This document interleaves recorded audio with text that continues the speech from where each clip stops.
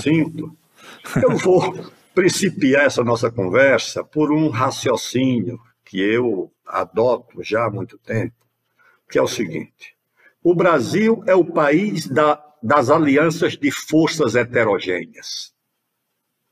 O Brasil sempre rompeu, sempre fez as suas transições a partir de alianças de forças heterogêneas. Desde a expulsão dos holandeses, quando no campo dos Guararapes, na Batalha dos Guararapes, você tinha um batalhão dirigido por um índio, que era o Felipe Camarão, outro batalhão dirigido por um negro, que era o Henrique Dias, e um outro batalhão dirigido por fazendeiros, senhores de engenho, que era o João Fernandes Vieira e o André Vidal de Negreiros. Essa aliança, abençoada naturalmente pela Igreja Católica, foi o que permitiu que esse exército vencesse o exército holandês, que tinha, naquele tempo, talvez uma das melhores formações militares dos exércitos europeus. Foi uma aliança heterogênea. A nossa independência, senhores, em 1791 ou 92, foi enforcado e esquartejado um cidadão chamado Joaquim José da Silva Xavier, o Tiradentes, por pretender fazer a independência do Brasil. A ordem para o enforcamento do Tiradentes, esquartejado, salgado e distribuído as partes do seu corpo no caminho de Ouro Preto, lá para o Rio de Janeiro, a ordem foi dada por Dona Maria I, rainha de Portugal. Exatamente 30 anos depois, em 1822, o neto da rainha que mandou enforcar o Tiradentes liderou o processo de independência que o Tiradentes queria fazer.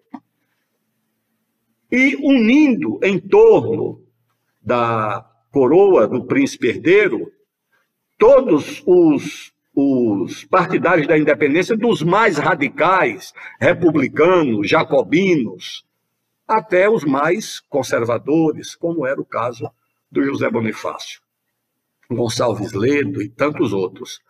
Ou seja, essa aliança heterogênea fez do Brasil um país independente, mais do que independente, mantendo a sua unidade territorial. Nós estávamos condenados a ser uma miríade de repúblicas de língua portuguesa, brigando entre si, como ficaram as repúblicas de língua espanhola. Aí, se você tomar ainda o exemplo da abolição, o que foi a abolição? Foi uma aliança da coroa com os abolicionistas negros e com o exército, com o Floriano e com o Deodoro, que voltaram do Paraguai abolicionistas, e essa aliança heterogênea, com o José do Patrocínio, com a princesa Isabel, resultou na aprovação da mais importante legislação social da história do Brasil, que é a emancipação dos escravos. Em seguida, você teve a República também, que foi outra aliança heterogênea. Uma república paradoxal, porque foi proclamada por dois marechais monarquistas. O Deodoro era monarquista. Agora, você chega em 30, o que foi 30? 30 foi uma grande aliança. Os liberais de São Paulo, a família Mesquita, os liberais de Minas, unidos em torno de uma liderança gaúcha, de um caudilho civil gaúcho, que era o Getúlio Vargas, com um caudilho militar nordestino, que era o Góes Monteiro, alagoano. E essa aliança produziu a maior ruptura da história do Brasil. Ela industrializou o Brasil. Não foram as lideranças empresariais de São Paulo. A industrialização do Brasil foi liderada por um estancieiro do Rio Grande do Sul e por outro estancieiro que foi ministro da Fazenda, que era o Oswaldo Aranha. Então, essas alianças heterogêneas presidiram as grandes mudanças no Brasil. E é exatamente a necessidade de uma aliança heterogênea que nós vivemos nos dias de hoje para romper com o status quo, para superar essa espécie de letargia neocolonial que atinge as mentes de amplas forças, outrora progressistas no Brasil. É disso que nós precisamos, de alianças heterogêneas. Por essa razão, eu vejo como uma notícia alvissareira esse encontro aqui, tá certo? Dividir o Brasil artificialmente entre esquerda e direita, isso não explica o Brasil, isso não mobiliza o Brasil. Eu creio que o que pode coesionar é uma agenda. Se você for começar pelos nomes, você vai enfrentar dificuldades. Então, vamos começar pela agenda. O que é que pode unir amplamente forças sociais, econômicas, intelectuais, políticas no Brasil? Uma agenda em torno de 3 eixos básicos. A retomada do desenvolvimento, a retomada do crescimento da economia. Sem isso, não tem solução para nada. Esqueça. Você vai ter um discurso ornamental. Se não começar pela retomada do crescimento, esqueça. E como é que retoma o crescimento?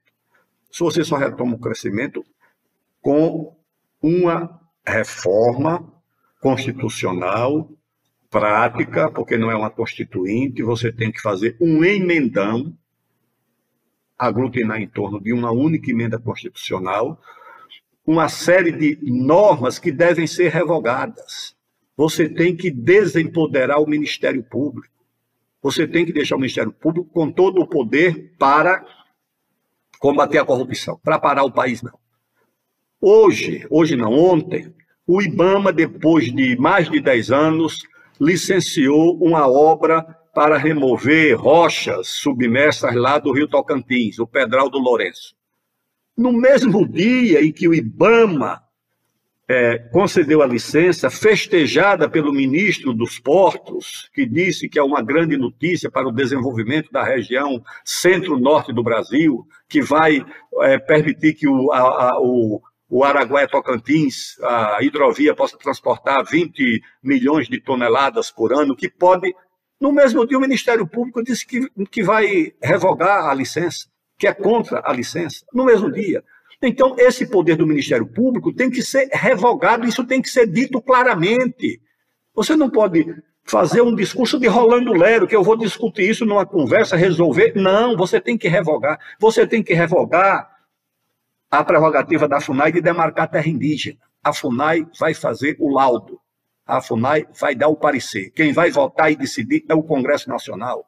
Obra de infraestrutura de interesse público e de interesse nacional não será mais licenciada pelo IBAMA. O IBAMA vai dar o parecer.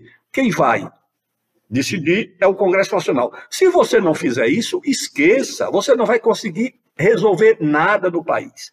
Então, por que não adianta você brigar com o procurador, com o fiscal do IBAMA, se você não revogar as normas que empodera esse tipo de gente, que empodera essa corporação? É como o caso do Supremo. Ah, não, mas tem que caçar o ministro. Você vai caçar o ministro e vem outro para fazer a mesma coisa. Você tem que recolocar o Supremo como tribunal constitucional. Ou você faz isso ou não adianta, não. Tira esse, o outro. E o outro vai entrar com as mesmas atribuições, com as mesmas normas e com o mesmo poder de ser o poder de fato do país, que pode enfrentar o executivo, o legislativo, legislar, barrar ministro, delegado. Você tem que resolver dessa forma. Essa é a primeira questão. A segunda questão, que eu acho que unifica amplamente, é reduzir as desigualdades no país. Não é desigualdade do ponto de vista econômico, é de oportunidade. Melhorar a educação do país, por exemplo. E a questão da democracia. Você diz, não, por que eu tive essa discussão lá com o ministro Alexandre de Moraes? Porque eu disse uma obviedade, um truísmo. Eu disse que era contra a censura, achando que ali todo mundo era, mas pelo visto não era. Eu disse, eu sou de uma geração que foi contra a censura, eu disse, eu não admito censura. Aí ele ficou, naturalmente, contrariado, porque eu disse uma coisa óbvia, que é a questão da democracia. A democracia exige respeito às opiniões, exige a capacidade de conviver com ideias diferentes, e isso nós estamos perdendo no Brasil. Então, eu creio, meu prezado Kim Paim, se você tiver uma agenda, e essa agenda passa pelo Congresso, porque não, mas o Congresso, você, antes de colocar o defeito no Congresso, coloque o defeito em quem deveria propor uma agenda para esse Congresso.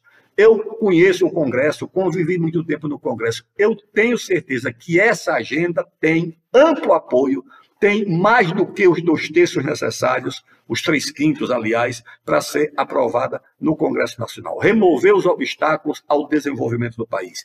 Desempoderar essas corporações, que foram empoderadas por quê? Por que é isso? Né? A aliança liberal de progressistas e liberais conservadores que tirou o regime militar, com essa operação também com a participação dos Estados Unidos, a visita da dona Rosalind Carter, etc., ela, quando fez a Constituição de 88, ela se voltou contra os militares. E como é que neutraliza o poder dos militares? Empoderando corporações civis, empoderaram o judiciário e criaram uma, que é o Ministério Público, que mostrou-se uma corporação imatura, narcisista, incapaz de perceber quais são as necessidades do país, que especializou-se em parar, em barrar, em bloquear o desenvolvimento. O pessoal está tudo parado na Amazônia. Eu voltei essa semana de Santarém. É uma coisa horrível. Você não pode fazer uma hidrovia, uma rodovia, não pode fazer uma estrada, você não pode criar uma vaca, você não pode plantar uma roça de milho, você não pode fazer nada.